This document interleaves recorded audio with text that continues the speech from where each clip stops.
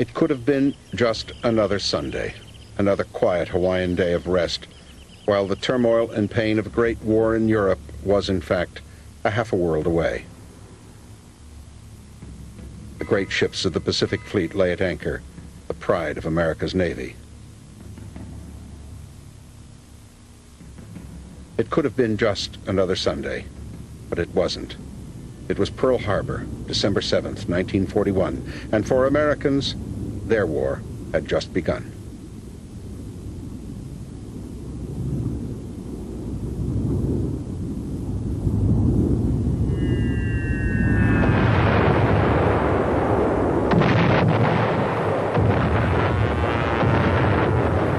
"360 planes of the Japanese fleet strike the island of Oahu, sweeping devastation and chaos amongst the American warships bottled up in the harbor.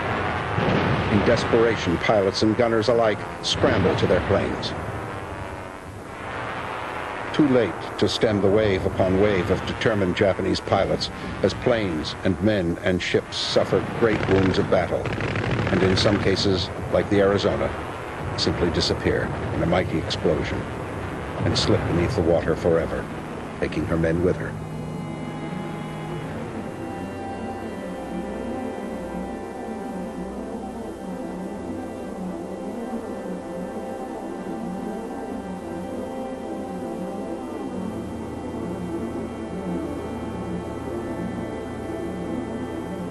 By sheer good fortune, 3 carriers of the American fleet are at sea that fateful Sunday morning.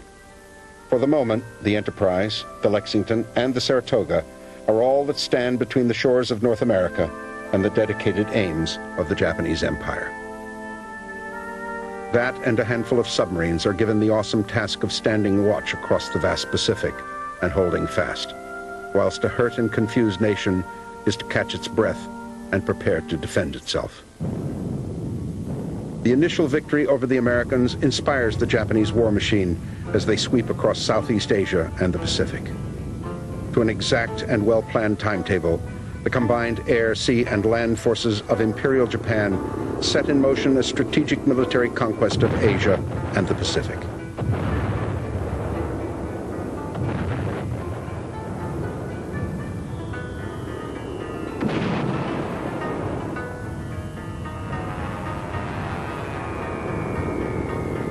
Victory follows victory. Japanese attack planes quickly establish air superiority throughout their rapidly expanding empire. The pride of the British fleet in Asia, His Majesty's battleship Prince of Wales and the battlecruiser Repulse go down in less than an hour of fierce bombing.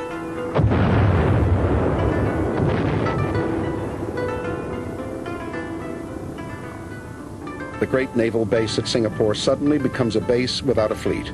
Their guns pointing seaward, they are no match for the Japanese, who rush southward through Malaya, swallowing the great port city with hardly a pause.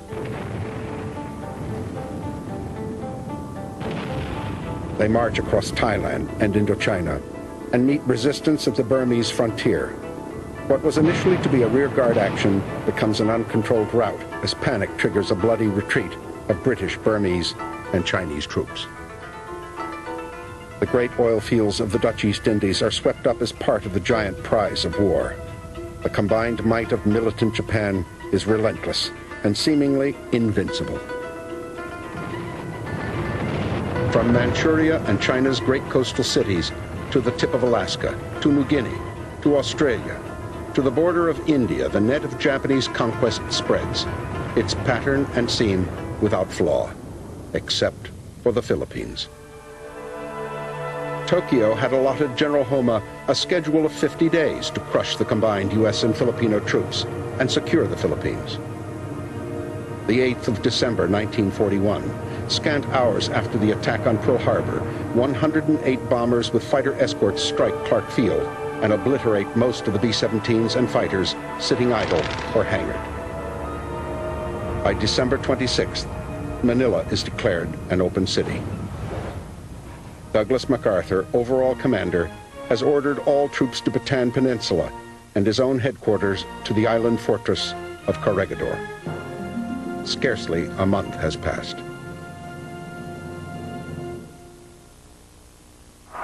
In their plan to subjugate the peoples of Asia, the Japanese have often found ready supporters amongst the European-dominated colonies. But they had counted wrong on the Philippines. Filipino and American fighting men, their backs to the sea, take a stand across the rugged jungle terrain of Bataan and doggedly withstand hunger, disease, and the amassed might of Japan's finest soldiers. 50 days becomes 2 months, which become 4 months, and still the surviving guns of Corregidor offer support to the battered men of Bataan.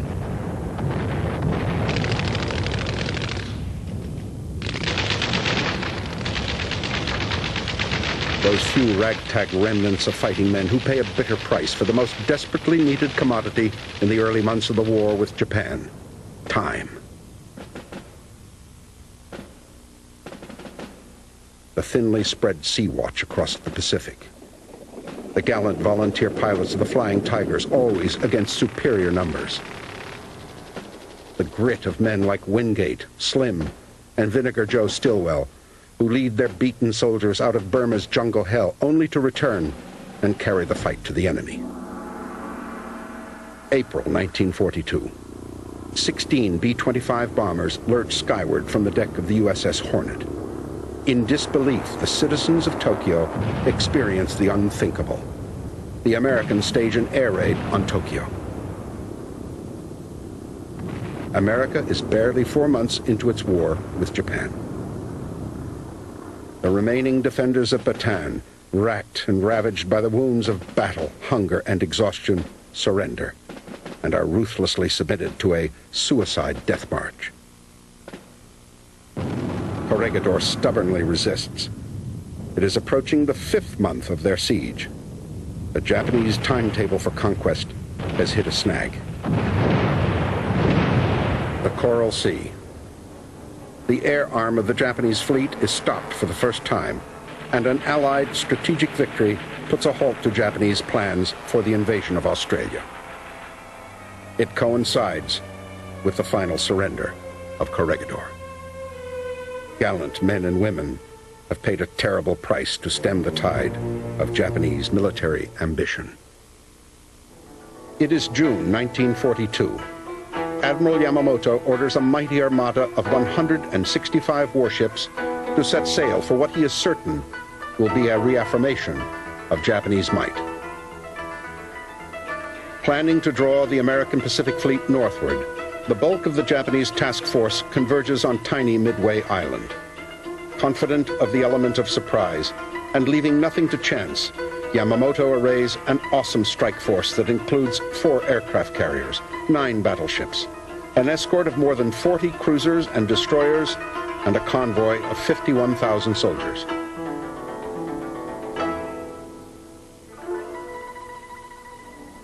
U.S. naval intelligence has cracked the Japanese Purple Code, and discovering the impending threat, Admiral Nimitz hastily orders the American fleet under Admirals Fletcher and Spruance to engage the onrushing enemy. 50 U.S. ships and submarines assembled north of Midway.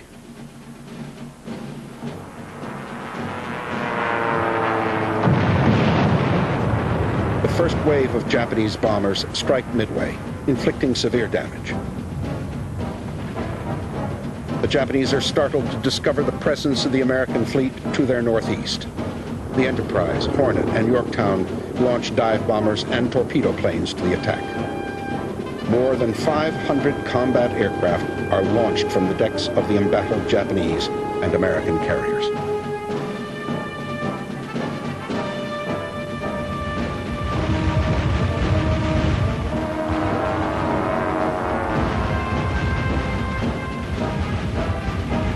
The entire first wave of American torpedo planes are nearly wiped out in an attempt to halt the superior enemy force.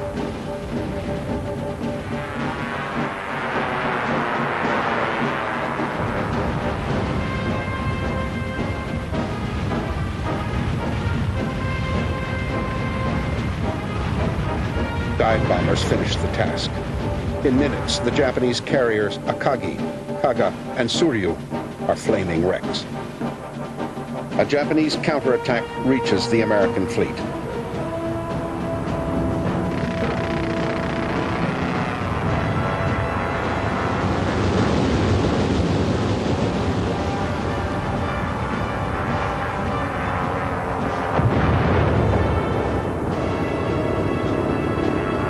Another wave of 24 American dive bombers finished the Huryu. The pride of Japan's naval air might has been lost.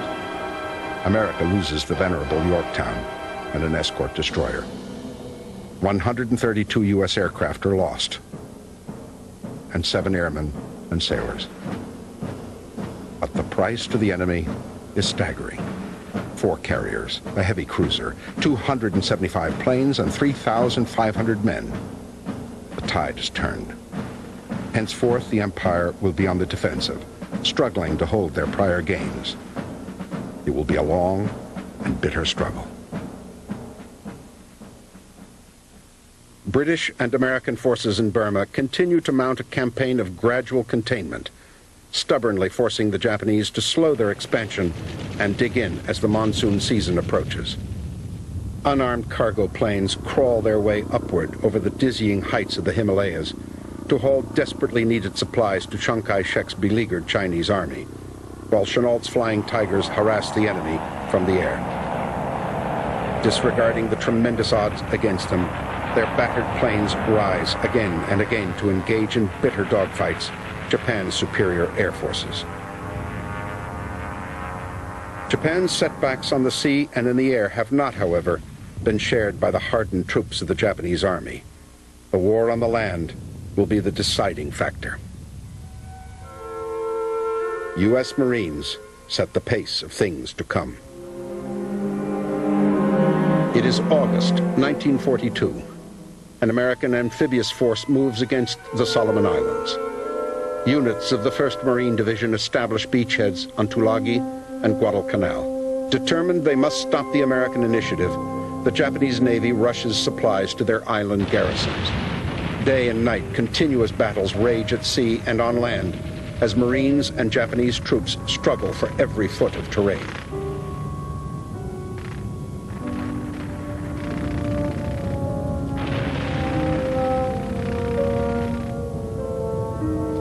It is a contest in which there is no turning back.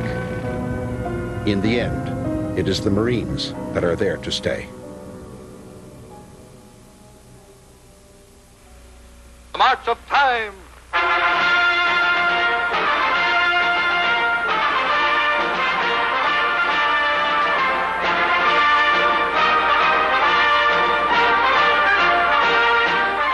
Outward bound in 1943, from a score of U.S. bases, are never-ending lines of convoys. Their destinations any one of a dozen widely scattered ports.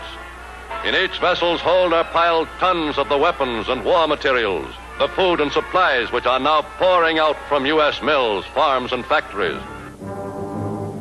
The enormous energy of American industries awakens and is transformed from former peacetime roles. With Herculean effort, they meet the demands of a nation at war, a nation struggling for its very survival. Americans working around the clock without pause gird themselves for the impossible, to meet the needs of American troops fighting 2 separate global wars and simultaneously help to provide weapons and provisions for America's allies. The Army and Navy together will one day be able to bring into the offensive against the enemy the full industrial and military might of the whole nation and all its people.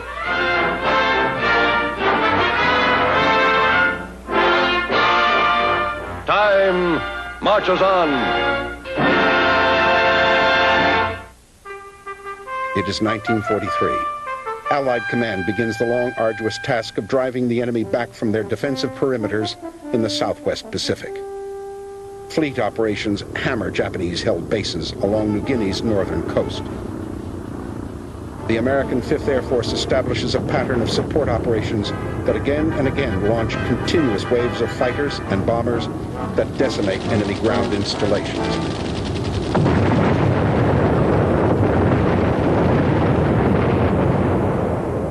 Allied ground forces under MacArthur's command begin the grisly, dirty job of dislodging die-hard Japanese troops dug in along New Guinea's jungle-infested coastline.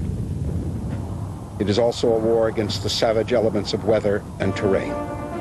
Soldiers drag themselves through a sludge of mud and dense vegetation, seeking out an elusive and determined enemy.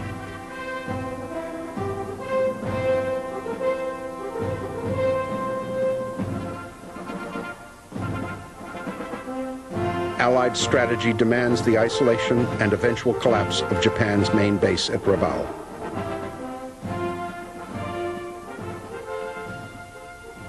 Admiral Yamamoto, quick to recognize Allied intentions, directs units under his command to meet and repulse this threat.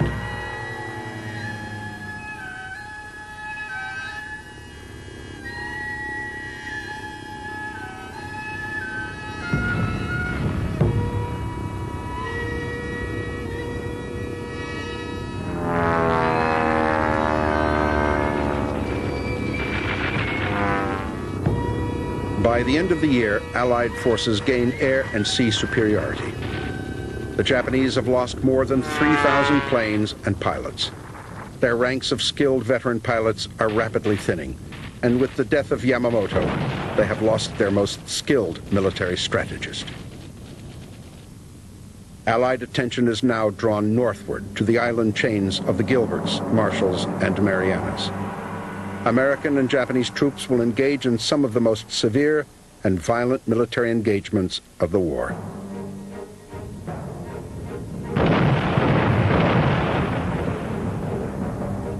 The landing and subsequent battle for the tiny atoll of Tarawa will forecast what is to come. Combat veterans under Japanese Admiral Shibasaki dig in and await the amphibious assault of the 2nd Marine Division. In a bitter give and take for a scrap of beachhead, the adversaries battle for supremacy.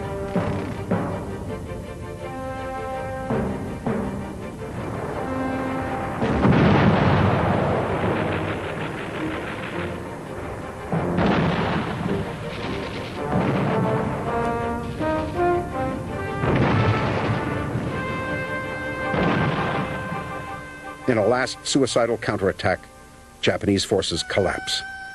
The entire Japanese garrison has been wiped out, save for a handful of soldiers. The drain on the capacity of the Japanese industrial war machine is taking its toll, and that reality is being felt across the empire's long line of defense. Deep penetration of Japan's sea lanes by American submarines is closing the artery of supply to the far-flung garrisons of the empire.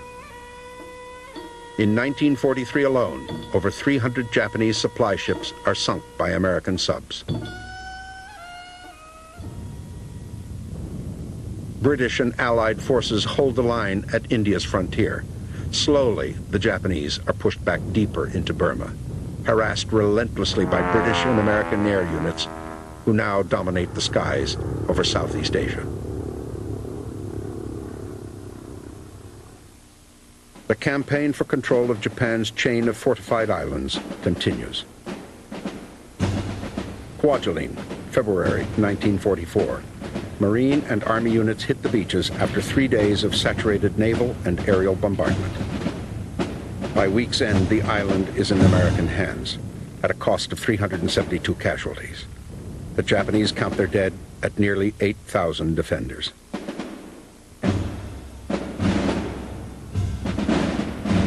In Ewitok, 3 battalions of U.S. troops lose 339 men as the price of victory. The Japanese garrison of 2,200 is annihilated.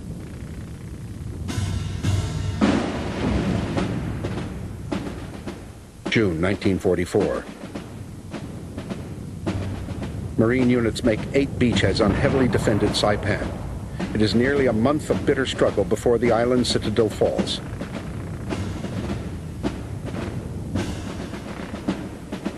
American losses are 3,126 killed in action. The enemy body count is 27,000. Alarmed by the rapid successes of American amphibious units, Admiral Osawa orders his carrier strike force into the Philippine Sea to search for and attack American naval units. He urges his attack force of 9 carriers, 5 battleships, 13 light and heavy cruisers, and 28 destroyers to full combat readiness. It is June 1944, and what had been a mere skeleton of American sea power only 2 years before is now an awesome force to reckon with. Carrier Task Force 58, backed by the battle fleet of Admiral Spruance, numbers 15 carriers, 7 battleships, 21 heavy and light cruisers, and 69 destroyers. U.S. planes outnumber the Japanese nearly 2-1. The encounter is to be the last great one-on-one battle of aircraft carriers and Japan's last chance to stem the tide of Allied victory in the Pacific. History refers to the engagement as the Battle of the Philippine Sea, but the American pilots will always remember it as the Great Marianas Turkey Shoot.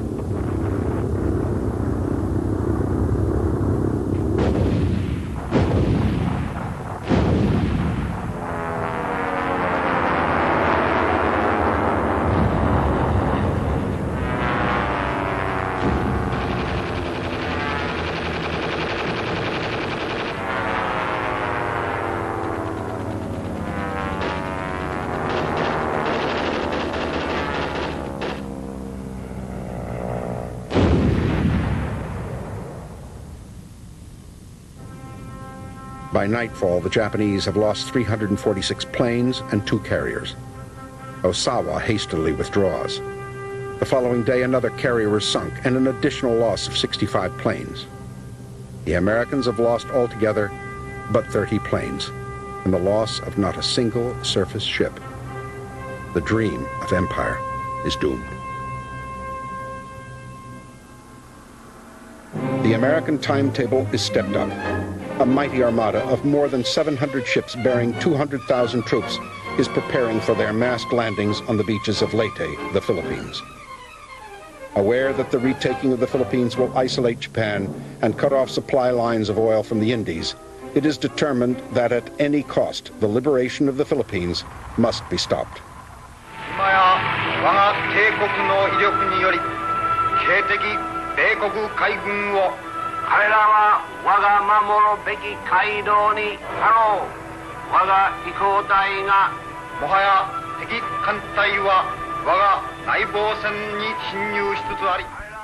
One last great desperate plan, one final engagement destined to become the greatest naval battle in history. 4 separate fleets under Admirals Osawa, Kurita, Shima, and Nishimura are to converge on the central Philippines, to lure from the beachheads U.S. naval support ships and effect a surprise strike at the amphibious forces. For 3 days in October 1944, the island-studded waters of the Philippines become a shooting gallery of naval warfare. The Sibuyan Sea, the Surigao Straits, Samar, Cape Engano. By day and night, a series of furious chase and running firefights ensues, involving 282 ships of war. In the end, the skill of Japanese strategy is to fail them for the lack of effective air power. It is cataclysmic in its final count. Casualties run 4-1 in favor of the victorious Americans. The Japanese lose 4 carriers, 3 battleships, 10 cruisers, 11 destroyers, and 500 aircraft of what remains of the Empire's once mighty air arm. Still ahead is the task of liberating the Philippines from the iron grip of 350,000 hardened Japanese troops under the command of General Yamashita, conqueror of Malaya and Singapore. The glint of victory may be on the horizon, but the Japanese homeland is still a long way off. The war is far from over.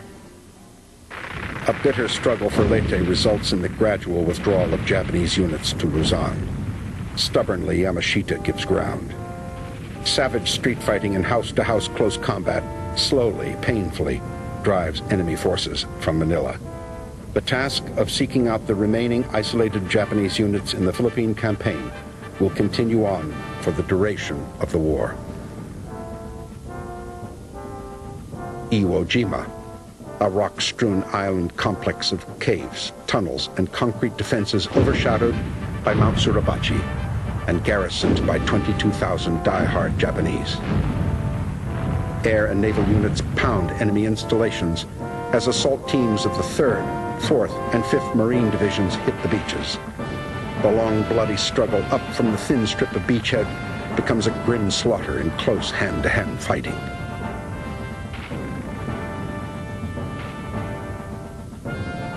A suicide kamikaze breaks through the intense hail of anti-aircraft fire and bursts upon the deck of the Saratoga, destroying 42 planes and killing 123 men. Only 212 of the Japanese garrisons survive, preferring death and the strict, unyielding code of Bushido.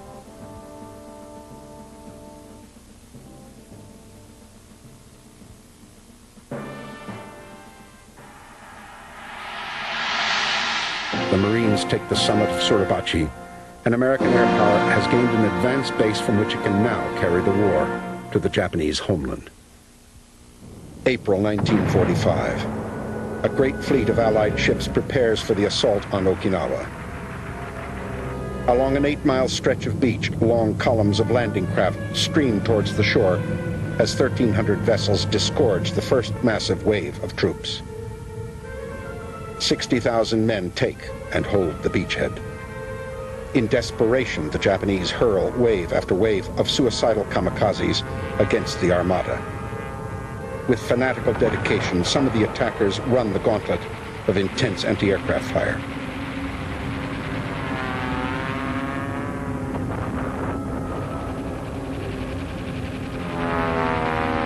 The Yorktown and the Wasp are badly damaged, as is the carrier Franklin, which is towed from the scene, her crews valiantly struggling to quench the flames and save their ship. In all, the Japanese are to launch more than 3,000 sorties of suicide planes and pilots. The results are severe. 21 U.S. ships sunk, another 43 permanently put out of action.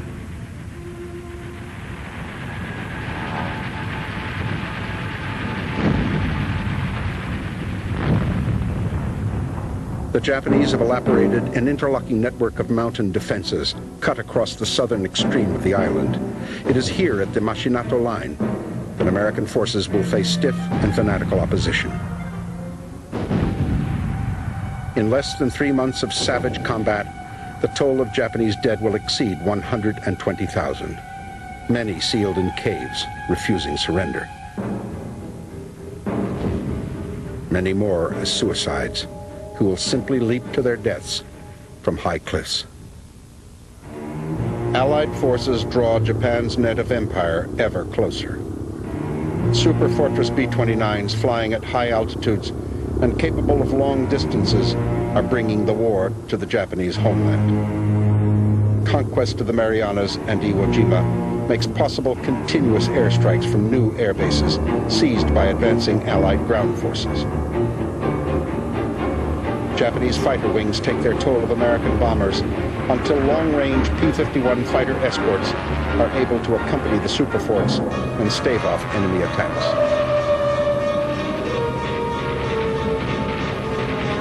Tokyo is set ablaze as 334 B-29s sweep in at 7,000 feet, raining 1,600 tons of incendiary bombs on the city. 15 square miles of the city are destroyed. 83,000 dead, 100,000 wounded.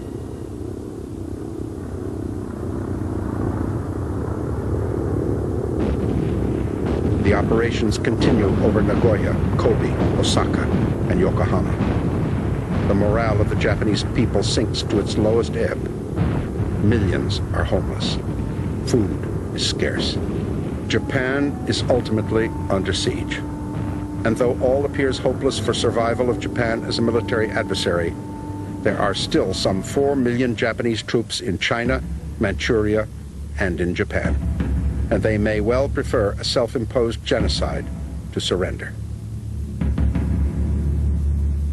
The Allies prepare for the difficult task of a war prolonged by an implacable and unyielding foe. The decision, finally, will rest with Harry S. Truman, President of the United States.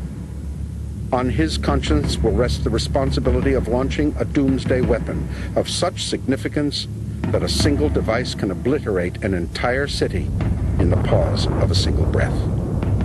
Are the lives of 100,000 civilians a justifiable sacrifice for the sake of saving perhaps other millions? It will become the rhetoric of history. The 6th of August, 1945. The Enola Gay at high altitude will drop from its open bay an atomic bomb over the city of Hiroshima.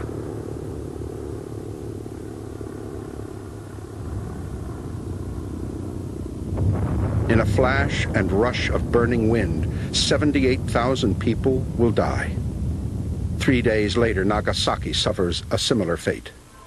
From that moment forward, the structure of war and world politics will have changed forever. The Emperor Hirohito accepts unconditional surrender. The victorious Allies begin their occupation of Japan. September 2nd, in solemn ceremonies aboard the U.S. battleship Missouri, and while anchored in Tokyo Bay, representatives of the Japanese government meet with a special delegation of the Allied powers. It is General MacArthur who will impart to all present the significance of this gathering. We are gathered here, representatives of the major warring powers, to conclude a solemn agreement whereby peace may be restored. A simple stroke of the pens, and the war with Japan is over. The Second and perhaps last World War has ended.